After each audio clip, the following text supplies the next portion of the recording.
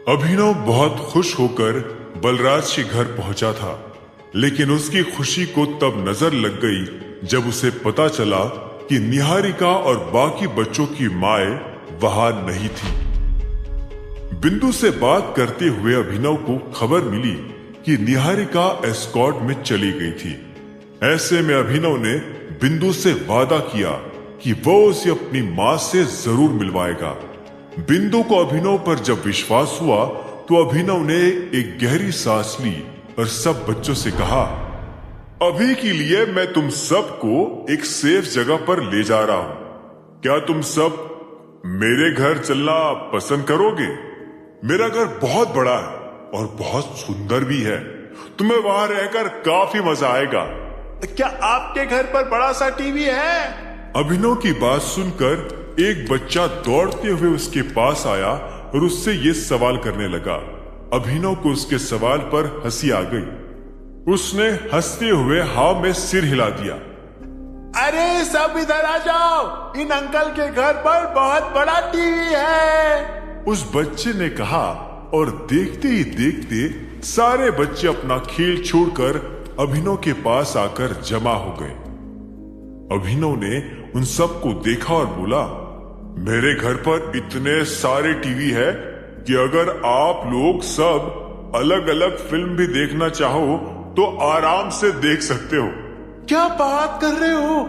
इतने सारे टीवी? घर है कि टीवी की दुकान? उस बच्चे की बात सुनकर अभिनव के साथ वहां खड़े सभी बच्चे हंस पड़े। बिंदु भी अभिनव के वादे के बाद हल्का महसूस कर रही थी और हंसते हुए बच्चों का साथ दे रही थी। अभिनव ने आगे कहा, मेरा घर टीवी की दुकान नहीं, टीवी की फैक्ट्री है और वो बहुत बड़ा भी है, इस घर से भी बड़ा। यह सुनते ही एक बच्चा और उत्सुक हुआ और उसने पूछा, तो आपके घर पर तो वीडियो गेम्स भी होंगे? मेरे पास वो सब कुछ है जो आपको चाहिए। फिर तो हम चलेंगे, आपके साथ चलेंगे। सभी बच्चों ने खुशी के मारे चिल्लाना शुरू कर दिया। अभिनव उन बच्चों को ध्यान से देख रहा था और ठीक तभी उसके जहन में एक तस्वीर ताजा हो गई। उसे वो दिन आज भी याद था जब वो अपने माँ बाप से अलग हुआ था। अभिनव को तो ये भी याद नहीं था कि उसकी माँ की मौत कैसे हुई थी। एक दिन जब अभिनव स्कूल से घर लौटा तो उसने देखा कि घर पर माँ नहीं है और जब तक उसके पिता की मौत नहीं हुई तब तक उसे ये ख्याल भी नहीं आया कि उसकी माँ मर चुकी है। अभिनव का परिवार एक बहुत ही खुशहाल परिवार था। अभिनव को आज इस बात का मलाल हो रहा था कि वो अपने परिवार के साथ कितना कम वक्त बिता पाया था।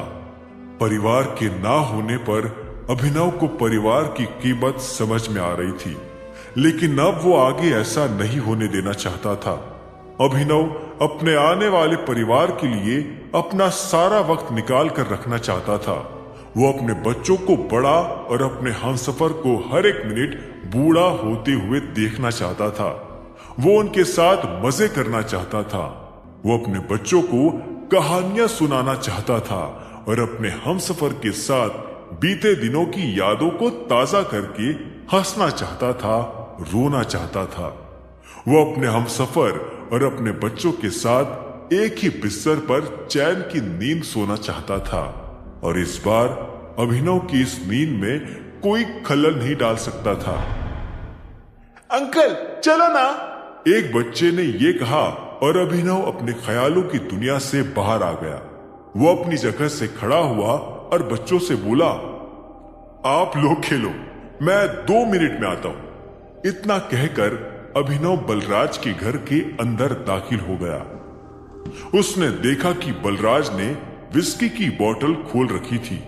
जैसे ही उसने अभिनव को अंदर आते देखा तो वो अपनी जगह से खड़ा हुआ और बोला, तुम ठीक हो?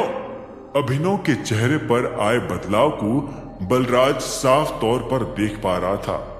अभिनव ने भी हाँ में सिर हिलाया और बोला, हाँ मैं ठीक हूं। क्या तुम इन बच्चों को मेरे घर भेजने का इंतजाम कर सकते हो? वहां पर मेड्स है, वो इन सब का ध्यान रख लेंगी। फिलहाल के लिए मैं इन्हें वही रखता हूं। बलराज ने हाँ में सिर हिलाया और बोला, कोई दिक्कत नहीं है, मैं इन्हें कल सुबह छुड़वा दूंगा। थैंक यू, अब मैं चलता हूं, अभिनव ने कहा और वहां से निकल गया। जब तक अभिनव बाहर आया तब तक काफी रात हो चुकी थी। वो अपनी गाड़ी की तरफ जा ही रहा था कि इतने में वहां और एक गाड़ी आकर खड़ी हो गई। गाड़ी का दरवाजा खुला और उसमें से अनन्या बाहर निकली। अनन्या को इस वक्त बलराज के घर में देखकर अभिनव हैरान हो गया था। उसे ऐसा लगा कि शायद अनन्या फिर से देर रात तक चिराग के साथ घूम रही थी।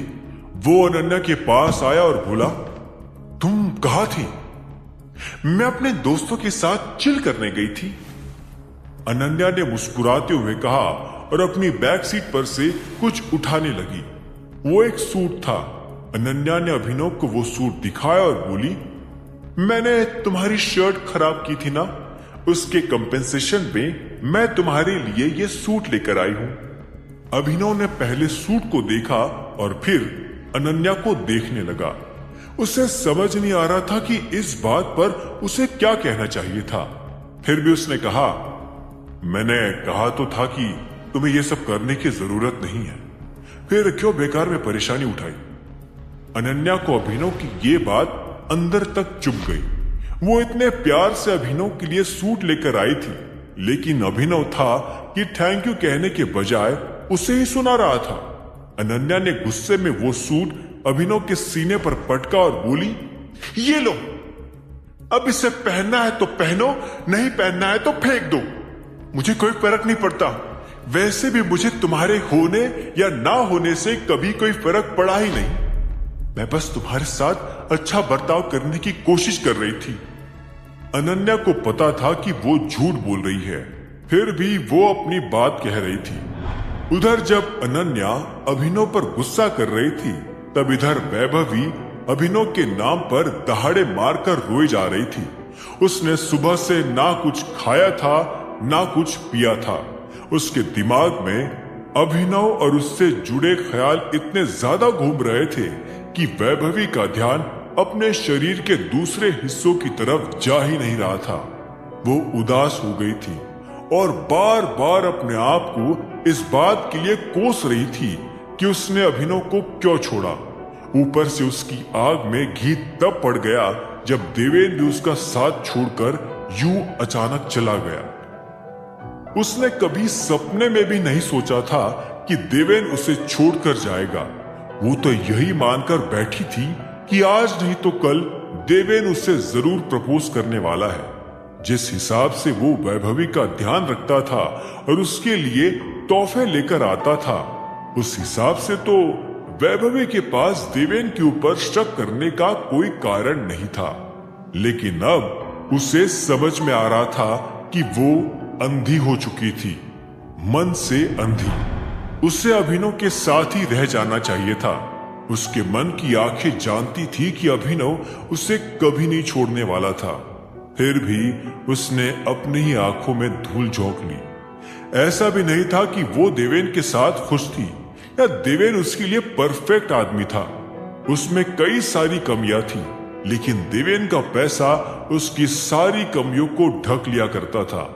लेकिन अभिनव हर मामले में सही था। उसकी गरीबी भी अब वैभवी को कोई बड़ी समस्या नहीं लगती थी। अब वैभवी का नजरिया बदलता जा रहा था। उसे लग रहा था कि उसने अपने सिर पर कोई भारी चट्टान उठा रखी है।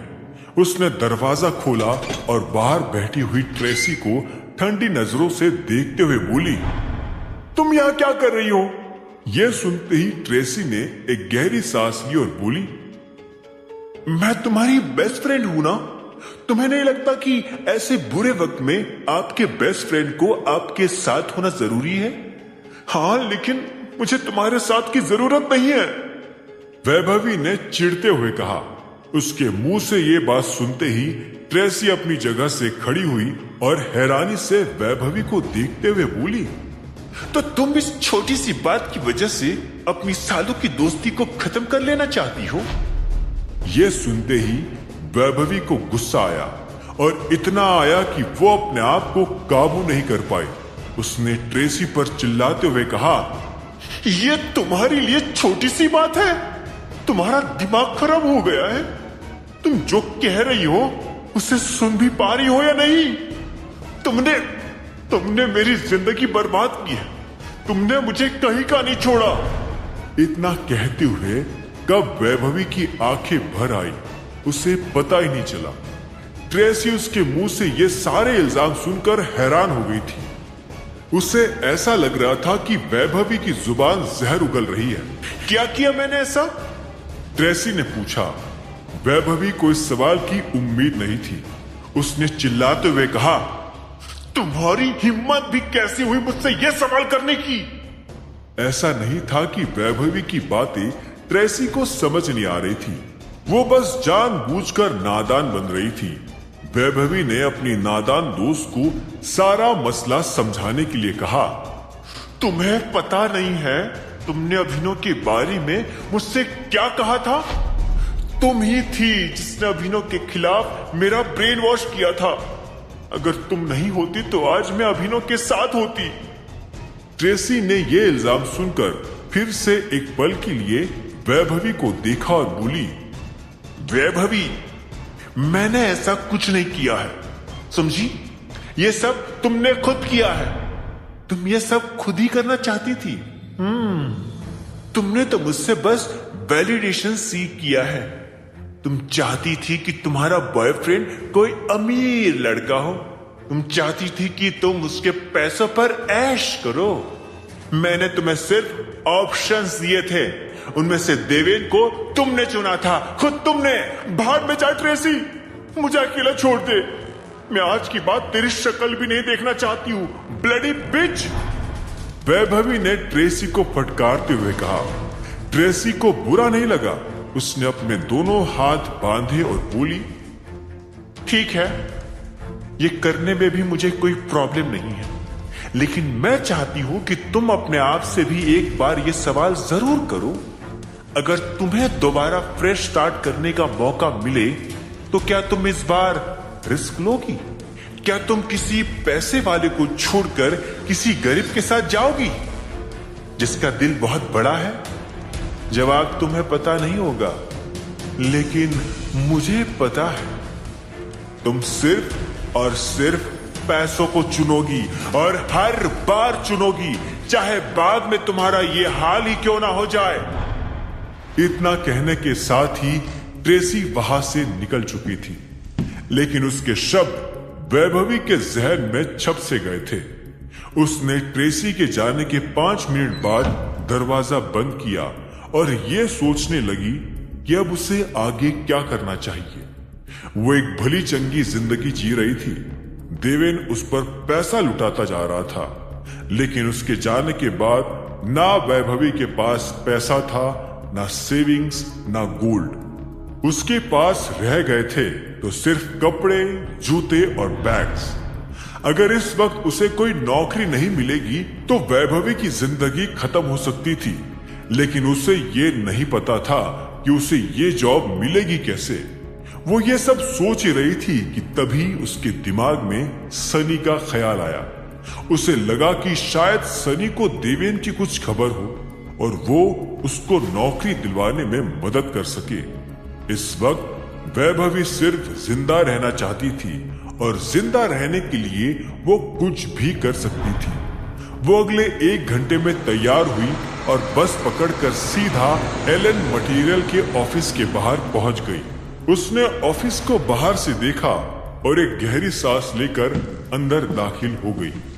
जैसे ही वो रिसेप्शन पर पहुंची तो रिसेप्शनिस्ट ने उससे पूछा, yes ma'am, how may I help you? Vaibhavi अपना मुंह खोलने से पहले एक बार झिझकी। उसके दिन एक रात में कितने बदल गए थे, इस बात पर उसे विश्वास नहीं हो रहा था। वैभवी ने अपने दिमाग को शांत किया और बोली, मैं यहां मिस्टर सनी से मिलने आई हूं। ओके, लेकिन क्या आपके पास उनसे मिलने के लिए अपॉइंटमेंट है? नहीं, लेकिन मेरा उनसे मिलना बहुत जरूरी है। मुझे उनसे कुछ जरूरी बात करनी है। प्लीज आप उन्हें इन्फॉर्म कर दीजिए कि उनसे मिलने के लिए वैभवी आई है। वैभवी की जुबान ऐसे चल रही थी जैसे कोई मछली तड़प रही हो। रिसेप्शन पर खड़ी लड़की ने वैभवी को एक पल के लिए देखा और फिर सनी को फोन मिला दिया। गुड मॉर्निंग सर, कोई वैभवी नाम की लेडी आपसे मिलना चाहती है। जी, ओके सर, उस रिसेप्शनिस्ट ने कहा और फोन काट दिया। वैभवी उम्मीद भरी नजरों से उसे देख रही थी। अब आगे क्या होने वाला था? क्या सनी की वैभवी से मुलाकात हो पाएगी? क्या वैभवी अपने पैरों पर खड़ी हो पाएगी या वो फिर से अभिनव को अपनी जिंदगी की बैसाखी बनाएगी?